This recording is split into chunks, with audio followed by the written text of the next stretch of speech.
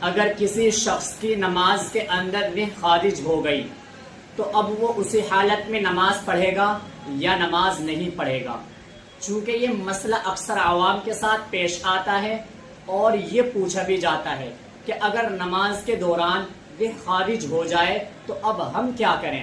تو میرے عزیز بھائیوں، اگر نماز کے دوران روح خارج ہو گئی تو آپ فوراً نیت توڑ کر وضو کرنے کے لیے چلے جائیں، چاہے آپ اپنی نماز پڑھ رہے ہوں یا آپ امام کے پیچھے کھڑے ہوں۔ یہاں پر یہ سوال پیدا ہوتا ہے کہ ہم اپنی نماز پڑھ رہے تھے، روح خارج ہو گئی تو ہم نے نیت توڑ دی اور وضو کرنے چلے گئے۔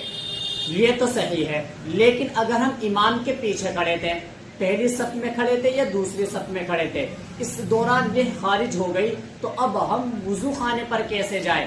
وضو کرنے کے لیے کیسے جائیں؟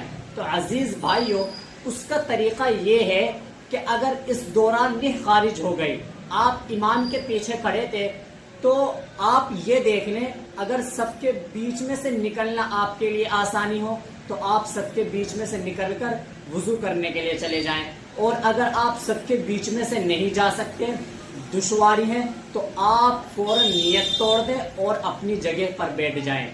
بے وضو حالت میں آپ نماز کا کوئی بھی رکن ادا نہ کریں، نماز کا کوئی بھی اعمال ادا نہ کریں۔